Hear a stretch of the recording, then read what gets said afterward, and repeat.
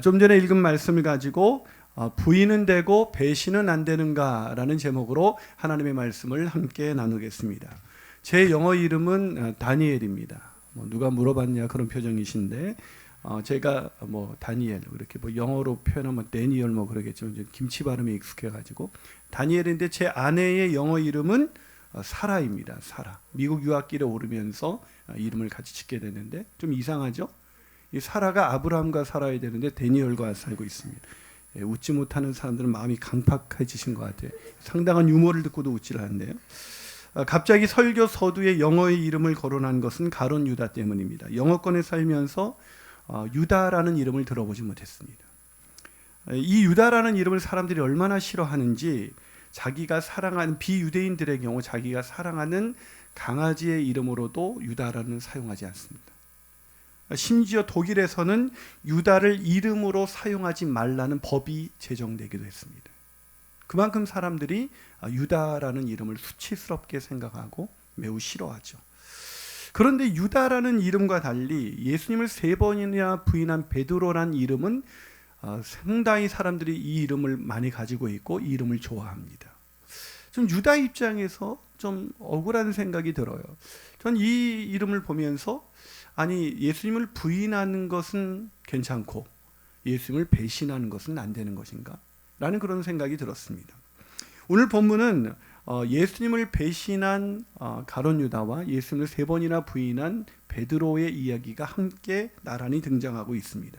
예수님께서 예언하신 대로 체포되어서 신문을 받을 때 가론 유다는 예수님을 배신했고 베드로는 예수님을 3번이나 부인한 것입니다. 다 아는 이야기죠.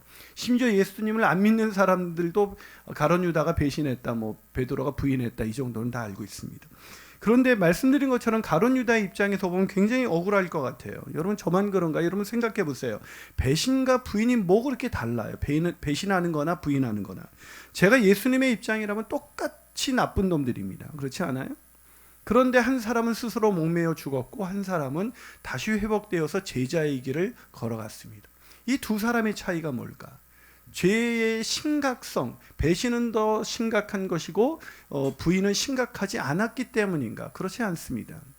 이 두 사람의 차이는 둘 다 심각한 번제임에 틀림이 없지만 이 두 사람의 차이는 뭐냐면 부인하고 배신했을 때 그 실패한 자리에서 다시 일어서는 법을 알지 못했기 때문인 것입니다.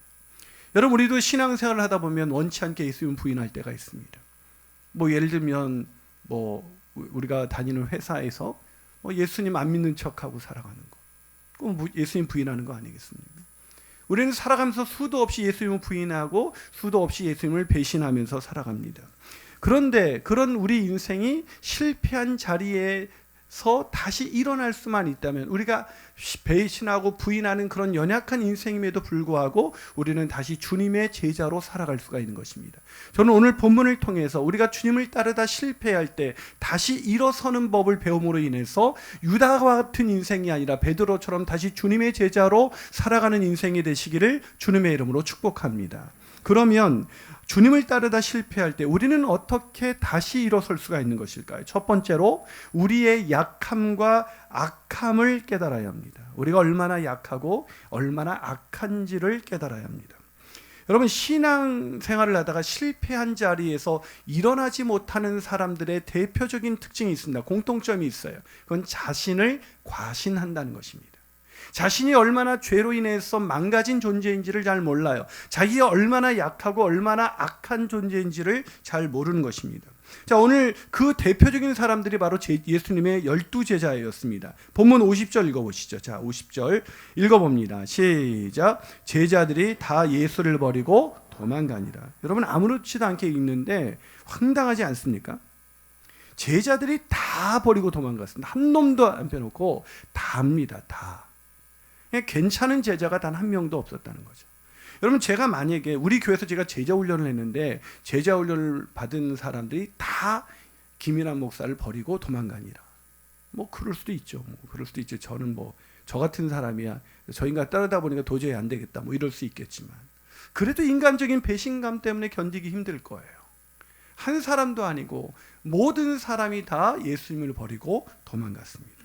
얼마나 예수님이 황당했겠어요. 더 황당한 것은 가장 인정받는 두 제자가 포함되어 있었다는 것입니다. 가장 제자 공동체에서 인정받는 두 제자가 누구냐고 저에게 묻는다면 저는 주저없이 베드로와 가룟 유다입니다라고 말할 수 있어요. 이렇게 말씀을 드리면 베드로는 예수님의 수제자니까 인정이 되겠지만 가룟 유다가 그렇게 인정받는 제자였나요? 예, 매우 인정받는 제자였습니다. 여러분, 일단 이 가룟 유다도 12사도 중에 한 명입니다. 혹시 우리 중에 사도가 있나요? 여러분, 인류 역사상 사도로 살아간다는 것은 쉬운 거 아니죠. 예수님의 선택을 받은 사람이에요. 이 가룟 유다가 사도 중에 한 사람이라는 말은 예수님과 함께 동행했고 예수님께 보냄을 받았고 예수님이 보내신 그 능력으로, 예수님의 능력으로 전도하고 귀신을 내어 쫓는 그 권능을 가진 사람이라는 것입니다. 다시 말해서 유다도 병든 자를 고치고 죽은 자를 일으켰고 나병 환자를 깨끗게 하는 그 놀라운 사역을 감당하고 주님께 와서 선교 보고를 했었던 사람이라는 것이죠. 게다가 이 가룟 유다는 이 예수 제자 공동체의 재정 부장이었어요. 여러분, 이 오늘 본문과 병행 구절은 요한복음 13장 29절을 한번 같이 읽어볼까요? 있습니다. 시작. 어떤 이들은 유다가 돈꾀를 맡았으므로 명절에 우리가 쓸 물건을 사라 하시는지 혹은 가난한 자들에게 무엇을 주라 하시는 줄로 생각했다. 여러분, 유다는 뭘 맡았다고요? 돈꾀를 맡았다. 재정부장인 거죠. 여러분, 돈은 여러분 누구한테 보통 맡겨요? 가장 믿는 사람, 가장 신뢰하는 사람 아니고는 돈을 맡기지 않습니다. 무슨 말이냐? 예수 제자 공동체에서 가장 신뢰하는 사람이 바로 가룟 유다였습니다. 게다가 실력도 있었어요. 게다가 이 가룟 유다는 그 제자 공동체에서 얼마나 많은 제자들에게도 신뢰를 받았냐면 예수님을 배신할 그 행위를 예수님이 하라고, 예수님 팔려는 거를 네가 해라. 그러니까 제자들은 그 말을 어떻게 이해했냐면 우리가 쓸 물건을 사라 하시는지 아니면 혹은 가난한 자들을 도와주라고 말씀하시나 보다라고 생각했습니다. 그만큼 유다가 예수님을 배신할 거라고 생각하는 사람은 예수 제자 공동체 중에서 단 한 사람도 없었다는 것입니다. 여기서 우리가 기억해야 될 것이 있습니다. 가룟 유다가 그렇게 귀신을 쫓아내고 그렇게 나병 환자를 고치고 죽은 자를 일으키면서 가장 인정받고 신뢰받는 사람이었음에도 불구하고 그는 악한 사람이었다는 것입니다. 무슨 말입니까? 하나님의 일을 하며 선한 일에 힘을 쓴다고 해도 우리의 악함은 사라지지 않는다는 것입니다. 전 그걸 느껴요. 제가 목회한 지 벌써 이게 30년이 이렇게 돼가고 있습니다. 그런데도 제 악함은 사라지지 않습니다. 제가 아무리 설교를 하고 아무리 선한 일을 하는 그 순간에도 제가 부인할 수 없는 것이 있습니다. 그건 제가 죄인이라는 것입니다. 저는 죄와 허물로 망가진 죄인에 불과합니다. 김기현 목사님이 제가 가룟 유다에 대해서 연구를 하면서 읽었던 책인데 가룟 유다라는 책을 썼습니다. 그 책에서 이렇게 말합니다. 유다는 우리의 모습입니다. 12사도였던 그가 예수를 판 자가 되었습니다. 그토록 놀라운 특권과 능력의 소유자였던 유다가 배반자 유다가 되었습니다.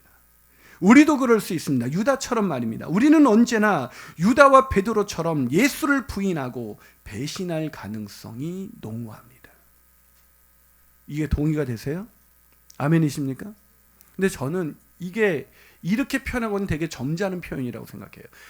예수님 베드로처럼 유다처럼 예수님 부인하고 배신할 가능성이 농후한 사람들이 아니라 늘 그렇게 살아가고 있습니다. 예수를 믿고 나서도 말이죠. 예수님의 제자가 되어서도 말이죠. 우리는 예수님의 제자가 되어서도 예수님을 믿고 나서도 여전히 예수님을 부인하고 여전히 예수님을 배신하고 살아가고 있습니다. 그걸 깨달을 때 우리는 우리가 넘어진 것을 이상하게 생각하지 않습니다. 넘어진 자리에서 일어나지 못하는 사람은 자기를 신뢰하는 사람입니다. 내가 이것밖에 안 되나? 그게 너무 실망스러워서 자기를 신뢰하는 사람은 자기가 하나님의 뜻대로 살려고 노력하면 할수록 넘어지고 그 넘어진 자리에서 내가 이것밖에 안 되나라는 죄책감이 그를 짓눌러 버리기 때문에 다시 일어서지 못합니다. 가룟 유다처럼 말이죠. 가룟 유다는 실력자였고 신뢰받는 사람이었고 누구보다도 인정받는 사람이었습니다. 그런 사람일수록 오히려 넘어진 자리에서 일어나는 법을 모릅니다. 왜냐하면 자기에게 초점이 있어요. 내가 이것밖에 안 되나. 여러분, 오늘 본문에 있는 제자들이 다 그랬습니다. 여러분, 본문 31절을 한번 읽어볼까요? 자, 본문 31절 읽습니다. 시작. 베드로가 힘있게 말하되 내가 주와 함께 죽을지언정 주를 부인하지 않겠나이다 하고 모든 제자도 이와 같이 말했다. 우리가 주와 함께 죽을지언정 주를 부인하지 않을 자신이 있습니다. 모든 제자도 이와 같이 말을 했다. 뭘 몰랐던 걸까요? 자신들이 얼마나 악하고 얼마나 약한지 몰랐던 겁니다. 사랑하는 여러분, 실패의 자리에서 일어나기를 원하십니까? 그렇다면 그것을 이상하게 여기지 말고 내 내면을 돌아보면서 내가 얼마나 악한지, 내가 얼마나 약한지 보셔야 합니다. 그걸 안 보면 늘 다른 사람을 탓합니다. 저 사람은 나는 이렇게 열심히 살아가는데 넌 왜 그것밖에 안 돼? 그러다가 자기가 넘어지면 다른 사람도 정죄하고 자기 자신은 죄책감에 짓눌려서 매일매일을 살아가는 것입니다. 그러나 자기의 약함과 자신의 악함을 아는 사람은 넘어질 때 하나님의 은혜를 구합니다. 넘어질 수밖에 없는 사람인 것을 아는 거거든요. 저는 저와 여러분이 우리가 얼마나 악한지 얼마나 약한지를 깨달아 넘어질 때 이상하게 여기지 말고 다시 하나님의 은혜로 일어서게 되시는 그런 제자의 길을 걸어가게 되시는 그런 사람이 되기를 주님의 이름으로 축원합니다. 한 발 더 나가서 주님을 따르다가 실패할 때 우리는 어떻게 다시 일어나서 설 수가 있을까요? 두 번째로 우리를 위한 십자가 앞에서 참된 회개를 해야 합니다. 회개가 필요하다는 거예요. 여러분, 우리가 오해하는 게 하나 있습니다.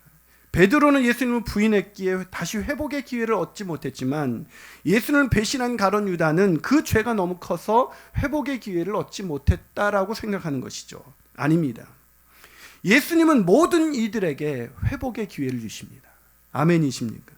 예수님을 부인한 사람도 예수님을 배신한 사람도 주님은 다 사랑하시기 때문에 주님은 배신한 사람은 안 사랑하고 부인한 사람은 사랑하는 분이 아니라 배신을 하든 부인을 하든 그보다 더한 죄를 지으셔도 하나님은 우리를 사랑하시기 때문에 다시 기회를 주십니다. 아멘이십니까? 여러분, 그런데 왜 어떤 사람은 다 기회를 주는데 어떤 사람은 죄에서 자유케 되고 어떤 사람은 여전히 죄책감에 짓눌려서 일생을 고통 가운데 살아가게 되는 것일까요? 그것은 참된 회개를 했느냐 아니냐에 있는 것입니다. 여러분, 우리가 죄를 지을 수밖에 없는, 선한 일을 하는 중에도 죄를 지을 수밖에 없는 그렇게 망가진 악한 존재라면 그 악한 우리가 다시 회복될 수 있는 방법은 딱 한 가지입니다. 그건 회개하는 겁니다. 회개하는 거 말고는 다시 일어설 수가 없습니다. 내 힘으로 일어서려고 하면 또다시 무너지는 내 자신을 보게 될 것입니다. 그러나 날마다 그런 나를 용서하시는 하나님의 은혜, 그 은혜를 경험하게 해서 회개하는 사람은 하나님이 그를 용서하시고 다시 일으켜 주시는 것입니다. 그렇다면 오늘 본문에서 유다는 왜 못 일어섰는가? 하나님이 기회를 주시지 않았기 때문이 아니라 회개의 기회는 누구에게나 열려 있는데 이 가룟 유다가 그 참된 회개에 이르지 못했던 것입니다. 자, 과연 그런지 이 본문과 병행 구절인 마태복음 27장 3절과 4절을 한번 읽어보겠습니다. 자, 유다가 회개했는지 안 했는지 생각하면서 한번 읽어봅니다. 시작. 그때에 예수를 판 유다가 그의 정죄됨을 보고 스스로 뉘우쳐 그 은 30을 대제사장들과 장로들에게 도로 갖다 주며 이르되 내가 무지한 피를 팔고 죄를 범하였도다 하니 그들이 이르되 그것이 우리에게 무슨 상관이냐, 내가 당하라. 이 말씀을 보면 유다는 회개를 했어요, 안 했어요? 했어요? 안 했어요. 목사님, 뉘우치지 않았습니까? 네, 맞아요. 뉘우쳤지만 회개는 하지 않았어요. 뉘우친다는 것과 회개한다는 건 다른 겁니다. 많은 사람들이 여전히 죄책감에 시달리고 있는 것은 뉘우치기는 하는데 회개가 없기 때문입니다. 이 뉘우침과 회개는 어떻게 다르냐? 회개는 메타노이아라는 단어를 사용합니다. 헬라어로 메타노이아. 이것은 잘못된 길에 들어선 것을 첫 번째 뉘우치고 그 길에서 돌아서는 것입니다. 이게 회개입니다. 회개는 두 단계예요. 뉘우칠 뿐만 아니라 뉘우치고 내가 잘못됐구나, 그 뉘우친 감정이 나옵니다. 그 뉘우친 감정을 가지고 돌아서는 것, 잘못된 길에서 턴하는 것, 이게 회개입니다. 그런데 가룟 유다는 뉘우치기만 했습니다. 오늘 이 마태복음에서 사용된 이 가룟 유다가 뉘우쳐라는 이 단어는 헬라어로 메타노이아가 아니라 뭘 사용하고 있냐면 메타멜로마이를 사용하고 있습니다. 이건 뉘우치는 감정입니다. 무슨 말입니까? 감정적인 후회는 있었지만 거기서 멈춘 것입니다. 가던 길에서는 돌아서진 않은 것입니다. 잘못됐구나, 내가 이렇게 살면 안 되는데 했지만, 그거는 깨달았지만 그 자리에 주저한 것인 것입니다. 거기서 돌아서는 것이 회개인데, 이게 잘못됐어, 이게 이렇게 하면 안 되는데 라는 것에서 멈춰준 것입니다. 여러분, 뉘우치면 뉘우칠수록 죄에서 자유해지는 것이 아니라 뭐가 더 오는지 아세요? 죄책감이 더 밀려옵니다. 내가 이렇게 살면 안 됐는데, 내가 왜 이렇게 살았을까? 100번을 생각해 보세요. 그 생각을 하면 할수록 우리 마음속에는 더 짓눌리는 죄책감으로 인해서 우리의 마음이 짓눌리게 되고 결국 질식을 당해서 스스로 유다처럼 목숨을 끊는 사람도 있는 것입니다. 마태복음 27장 5절, 이렇게 뉘우치고 나서 유다가 은을 성소에 던져놓고 물러가서 스스로 목매어 죽으니라.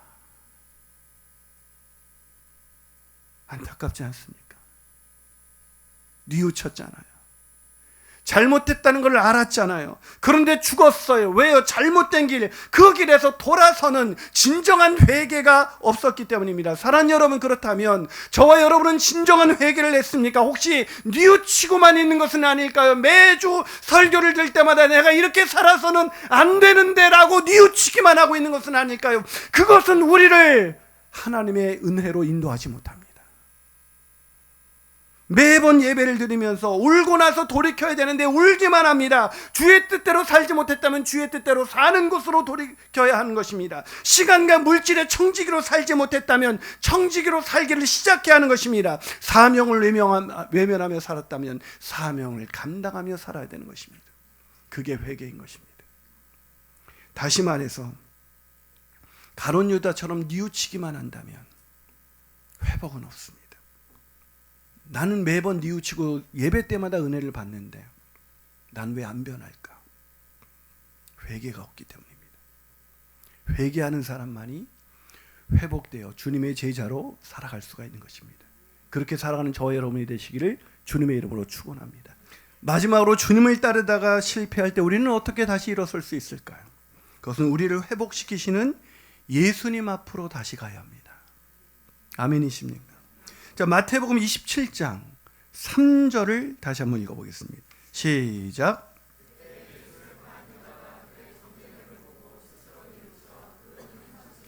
대제사장들과 장로들에게 도로 갖다 주었다. 전 이 말씀을 읽는데 정말 마음이 아팠습니다. 왜 유다는 예수님께 나가지 않고 대제사장들과 장로들에게 갔을까?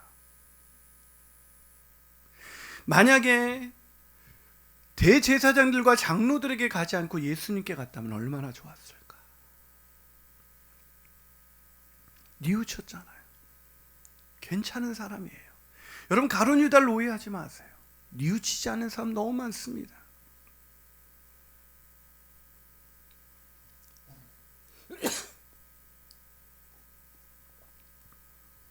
어린 시절 저희 아버님이 저희에게 잘못을 참 많이 하셨습니다. 근데 우리를 제일 힘들게 하는 단어는 딱 한마디였어요. 내가 너희들에게 뭘 그렇게 잘못했니? 아버지가 그냥 미안하더라 얘들아. 아빠도 연약한 죄인이야. 미안해. 한마디만 했으면 우린 가슴이 다 풀어주고 아버지를 얼마나 아버지로 더 존경할 수 있었을 텐데 미안하다는 말 한마디를 못하시는 거예요. 여러분, 내가 잘못했구나 깨닫는 거 쉬운 게 아니에요. 물론 지금은 아버님께서 그렇게 깨닫고 저희에게 말씀해 주셔서 얼마나 복된 인생을 살아가는지 모릅니다. 자기가 뭘 잘못했는지도 모르는데 가룟 유다는 그걸 알고 있었어요. 그 양심이 얼마나 찔렸으면 그 은 30을 도로 갖다 주면서 내가 무고한 분의 피를 팔았습니다. 내가 죄인입니다라고 인정을 했습니다. 가룟 유다는 대단한데, 가룟 유다를 오해하지 마세요. 우리보다 결코 나쁜 사람이 아니에요. 그런데 가룟 유다가 그 죄를 깨달았다면, 예수님께로 갔다면 얼마나 좋았을까. 그런데 대제사장들과 장로들에게 갔습니다. 그러자 장로들과 그 대제사장들이 뭐라고 대답을 합니까? 27장 4절입니다. 한번 읽어봅니다. 시작. 이르되 내가 무죄한 피를 팔고 죄를 범하였도다 하니 그들이 이르되 그것이 우리에게 무슨 상관이냐. 네가 당하라. 네가 죄값을 치러라. 네가 죄를 졌지 우리하고 무슨 상관이냐. 대제사장들과 장로들이 공범을 했으면서도 자기들은 빠져나가면서 네가 저지른 거야, 네가 죄를 당해라고 다시 한번 유다를 정죄했을 때 그 정죄감을 이기지 못했던 이 가룟 유다는 스스로 몸을 죽은 것입니다. 왜 우리 인생 가운데 우리 영혼이 왜 죽습니까? 왜 우리가 주님을 따라가면서 배신하고 부인하고 그래서 죽는 것이 아닙니다. 그래서 우리 영혼이 시들어가는 것이 아닙니다. 우리가 참된 회개를 하고 뉘우치고 나서 돌이켜 주님께로 가야 되는데 주님께로 가지 아니하고 사람에게 갑니다. 자기에게로 가요. 자기 내면을 파고 들어갑니다. 내가 이거밖에 되지 않나. 사람 만나보세요. 나를 다 정죄할 뿐이지 누가 우리를 죄에서 자유케 할 수가 있습니까? 예수님밖에 없는 줄로 믿습니다. 예수님만이, 우리가 예수께로 가면 내 죄가 추홍같이 붉을지라도 괜찮아. 바로 그것 때문에 내가 십자가를 지셨다고 주께서 말씀해 주시지 않겠습니까? 얼마나 안타깝습니까? 불과 몇 시간 전에만 해도 주님께서 만찬을 하면서 이것은 내가 너를 위하여 피 흘리는 피고 내 몸은 너희를 위하여 찢기는 나의 몸이라고 주님께서 떡을 떼시면서 말씀하셨어요. 아니, 가룟 유다는 사도로서 예수님께서 계속해서 가르치시면서 예수님이 우리를 위하여 자신을 내어주시기 위해서 오신 그리스도라는 것을 계속해서 가르쳐 주셨습니다. 그런데 가룟 유다는 예수를 그리스도로 믿지 못한 거예요. 왜냐고요? 오늘 본문 43절에서 45절 한번 읽어보겠습니다. 본문 43절 45절 읽어봅니다. 시작. 예수께서 말씀하실 때 곧 12 중에 하나인 유다가 왔는데 대제사장들과 서기관들과 장로들에게서 파송된 무리가 검과 뭉치를 가지고 그와 함께 하였더라. 예수를 파는 자가 이미 그들과 군호를 짜 이르되 내가 입맞추는 자가 그이니 그를 잡아 단단히 끌어가라 하였는지라. 이에 와서 곧 예수께 나와 랍비여. 유다가 뭐라고 부르고 있어요? 랍비여. 유다에게 예수님은 따를 만한 스승이었지 그리스도가 아니었던 것입니다. 유다가 왜 예수를 따랐습니까? 그리스도, 자기를 죄와 사망에서 건지실 그리스도가 아니라 이분을 따라가면 로마를 무너뜨리고 정치적인 메시아가 돼서 나도 이분과 함께 이 세상에서 뭔가 의미 있는 인생을 살아갈 수 있을 거야 라고 생각했던 것입니다. 무슨 말입니까? 가룟 유다에게 예수는 그리스도가 아니라 랍비였습니다. 매주 교회에 와서 좋은 말씀 듣는 사람에게는 예수는 그리스도가 아닙니다. 좋은 교훈을 얻고 뉘우치고 그러기 위해서 우리가 말씀을 듣는 것이 아니라 매일 우리가 말씀 앞에 서는 것은 죄와 허물로 무너진 내 죄를 보고 그 죄를 뉘우치고 주님께로 돌아서서 우리의 죄를 사하시는 십자가 앞으로 나가는 것입니다. 그 십자가 앞에 유다가 단 한 번만 섰다면 그의 죄가 아무리 배신한 인생이랄지라도 그를 용서하시는 하나님의 은혜의 십자가를 경험할 수 있었을 텐데 그걸 알지 못한 채 유다는 스스로 목매어 죽고 말았습니다. 사랑하는 여러분, 예수를 그리스도로 영접하셨습니까? 그렇다면 범죄하여 넘어질 때마다, 죄와 허물로 넘어질 때마다 이상하게 여기지 말고 나는 그럴 수밖에 없는 죄인 중에 죄인이고 죄의 노예로 살아갈 수밖에 없지만 그런 나를 사랑하셔서 자기를 아낌없이 내어주신 십자가 앞으로 가십시오. 거기서 우리를 깨끗게 하시는 주님을 늘 만날 수가 있을 것입니다. 국제적인 강연가인 레베카 P. 펫이라는 분이 있습니다. 이분이 쓴 책 중에 예수의 길이라는 책이 있어요. 거기에 보면 한 청년 사역자 부부가 나옵니다. 그러니까 우리 교회로 말하면 박푸름 전사님처럼 부부가 청년 사역을 하는 청년 사역자예요. 근데 이 청년 사역자는, 우리로 말하면 목회자들이 사역을 하다가 둘이 서로 사랑에 빠졌는데 결혼하기 전에 성관계를 가졌어요. 그리고 덜컥 임신을 했습니다. 교역자가 결혼도 하지 않았는데 임신을 했다. 성관계를 가지고 임신을 했다. 사람들이 받아들일 수 있는 게 아니었죠. 너무나 두려웠던 이들은 결국 아이를 낙태했습니다. 이후 신부는 죄책감에 시달리기 시작했어요. 내가 청년 사역자인데 성관계를 갖고 임신을 했는데 그 아이를 낙태를 했으니 그가 무슨 배짱으로 설교를 할 수가 있겠어요. 이후 그래도 이 커플이 결혼식을 하게 됐습니다. 그래서 결혼식에 들어가는데 가장 행복해할 이 결혼식 날이 신부에게는 가장 고통스러운 날이 되었습니다. 결혼식장에 입장하는데 신부에게 이런 내면의 소리가 들려왔습니다. 넌 살인자야. 무고한 생명을 죽였다고. 사람들은 널 보고 웃지만 하나님은 알고 계셔. 너도 알고 있잖아. 내가 어떤 사람인지. 넌 살인자야. 그 소리를 들으면서 결혼식장에 입장을 합니다. 결혼하고 행복했을 리가 있겠습니까? 결혼하고 나서도 이 죄책감에 시달리면서 결혼 생활을 하다가 10년이 흘렀어요. 피퍼색의 이 자매가 이렇게 말합니다. 이게 10년 전의 일이었어요. 남편은 하나님께 용서를 체험했다고 하지만 전 이 죄를 가지고 어디로 가야 할지를 모르겠어요. 늘 혼잣말을 해요. 내가 어떻게 그런 짓을 할 수가 있었지? 어떻게 무고한 생명을 죽여? 어떻게 그럴 수가 있냐? 너무나 끔찍한 죄, 그래서 죄의식에서 벗어나지 못한 채 고통 속에 갇혀있는 그녀를 누가 도울 수가 있겠어요? 피퍼슨 즉시 하나님께 기도로 도움을 요청합니다. 그리고 하나님이 주시는 도우심으로 이렇게 대답을 하기 시작했어요. 사랑하는 자매님, 당신이 그렇게 놀라는 이유를 잘 모르겠군요. 당신이 책임져야 할 무고한 죽음은 그 태아아이가 처음이 아니었습니다. 그 태아는 두 번째 희생자였어요. 십자가는 우리 모두가 예수님을 못 박았다는 것을 보여준다는 것을 모르시나요? 당신은 예수님을 못 박은 거예요. 예수님을 죽였잖아요. 당신이 지은 죄들 가운데 주님을 못 받지 않은 죄가 하나라도 있나요? 그전에도 같은 일을 했는데 그보다 덜 무고한 생명의 죽음에 대한 책임감으로만 일관하는 그 이유가 도대체 뭐죠? 라고 묻기 시작합니다. 그러자 이 자매가 울음을 멈추고 이렇게 말합니다. 맞아요. 옳은 말씀이세요. 내 죄 때문에 예수님이 십자가에 달려 돌아가셨어요. 이제 막 깨달은 거지만 저는 하나님의 아들의 죽음보다 내 아이의 죽음에 대한 죄책감을 더 많이 느끼고 있었어요. 당신은 내가 할 수 있는 가장 끔찍한 일을 저질렀다고 당신에게 고백하고 있는데 당신은 내가 이미 그보다 더 끔찍한 죄를 실제로 저질렀다고 저에게 깨닫게 하시는군요. 아, 그렇군요. 예수님의 죽음이 사람들이 책임져야 할 가장 추악한 죄라면, 그리고 그 죄를 용서받을 수 있다면 용서받지 못할 죄는 없겠군요. 순간 그녀의 뺨 위로 눈물이 흘렀습니다.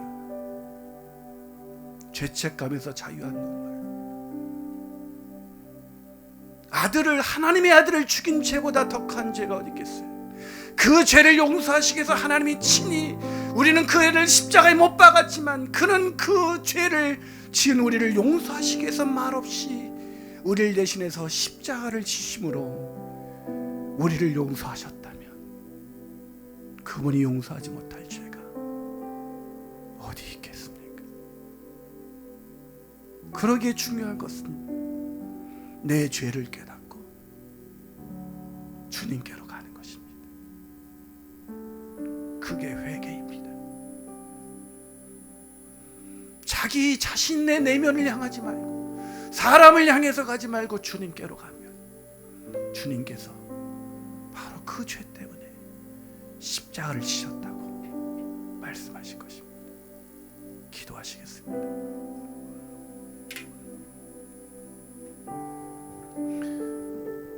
사랑하는 여러분, 어떤 죄를 지고 사셨습니까?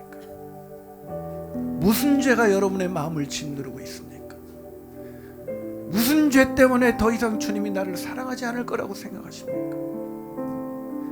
우리의 죄가 주홍같이 붉을지라도 그분은 우리를 용서하시기 위해서 십자가의 길을 걸어가신 것입니다. 배신할 가룟 유다의 그 배신할 그 모습 때문에, 그것 때문에 십자가를 지셨건만 그 십자가의 능력으로 귀신도 쫓아내고 병든 자도 고쳤던 가룟 유다는 정작 그 십자가가 바로 자기 자신을 위한 십자가라는 것을 깨닫지 못했던 것입니다. 사랑하는 여러분, 우리는 범죄할 수밖에 없습니다. 설교를 이렇게 매주 좋은 설교를 하면서도 매주 죄로 인해서 넘어지는 게 바로 김이나 목사입니다. 우리가 죄에서 벗어날 수 있는 유일한 방법은 죄를 뉘우치고 주님께로 돌아가는 것입니다. 거기서 주님을 만나는 것입니다. 그리고 그 주님의 은혜로 다시 일어서는 것입니다. 주님의 은혜로 일어섰기 때문에 이제 내가 내 능력으로 죄를 안 지으려고 노력하는 것이 아니라 주님의 은혜 때문에 넘어져서 또 죄를 져도 다시 깨끗게 하시는 주님의 은혜 때문에 또다시 범죄하지 않으려고 살아가는 것, 그것이 우리가 걸어가야 할 길인 것입니다. 그리고 우리 같은 죄인을 용서하신 하나님의 은혜 때문에 다른 사람을 용서하면서 살아가는 것, 그것이 우리가 해야 될 일인 것입니다. 죄책감에 사로잡혀서 내가 이것밖에 안 되라는 곳에 있는 것은 마치 자신을 의인으로 취급하는 것입니다. 자기가 의인이라고 생각하는 것입니다. 착각하지 마세요. 하나님의 은혜, 그 은혜에 가까이 가세요. 십자가에 더 가까이 가세요. 거기 가면 두 가지를 알게 될 것입니다. 내가 그토록 극악무도한 죄인이라는 걸 알게 될 것이고, 그런 나를 사랑하시는 하나님의 사랑을 경험하게 될 것입니다. 우리 십자가 그 사랑이 찬양하시면서 주님께 나가도록 하겠습니다.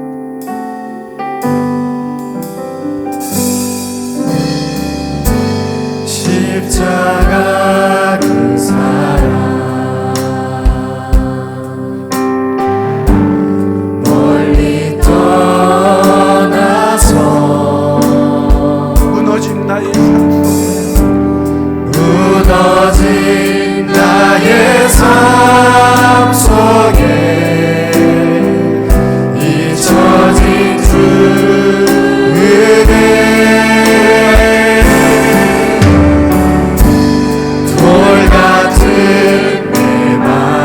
만져주시고 어루만지사 다시 우리를 일으켜 세우시는 주님을 사랑합니다. 다시 일으켜 세우신 주를 사랑합니다.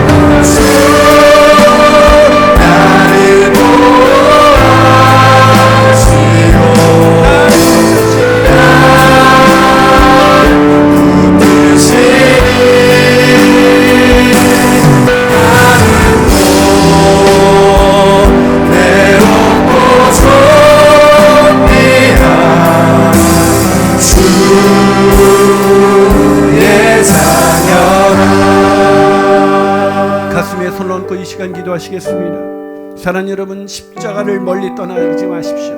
십자가로 더 가까이 가십시오. 거기에 주님의 사랑과 은혜가 있습니다.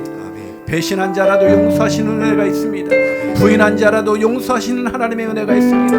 매일매일 그 은혜로 살게 하여 주시옵소서. 십자가 붙들고 걷게 하여 주시옵소서. 매일매일 참된 회개를 통해서 나를 다시 일으켜 세우신 하나님의 은혜가 내 평생에 넘칠 수 있도록 주님 역사하여 주시옵소서.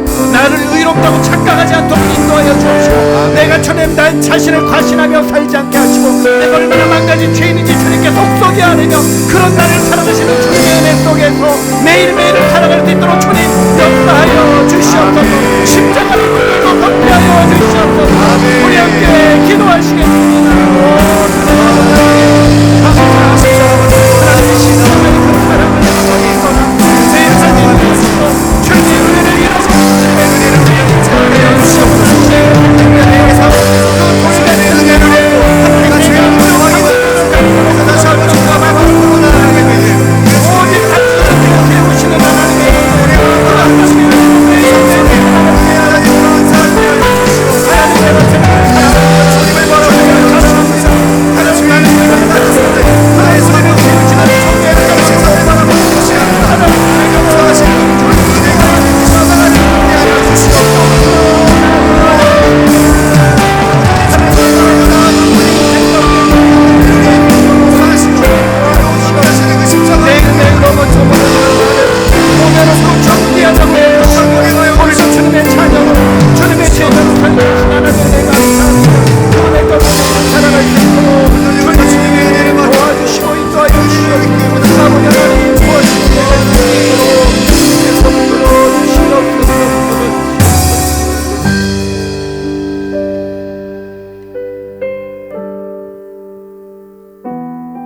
하나님, 저희가 무엇이 간데 이토록 사랑하셔서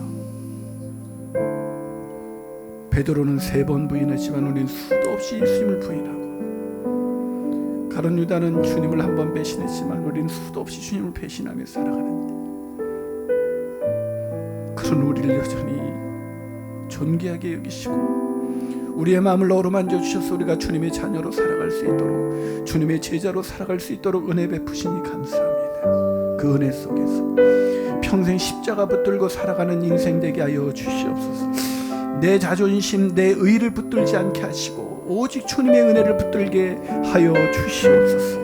그 은혜로 인하여 늘 죄 가운데서 다시 일어서는 우리 성도들 되게 하여 주옵시고 다시는 범죄하지 않으려는 그 은혜의 힘을 은혜의 지배 가운데 살아가는 우리가 될 수 있도록 주님 역사하여 주옵시고 또한 다른 사람의 죄를 용납할 수 있는 은혜가 늘 우리 가운데 있게 하여 주시옵소서.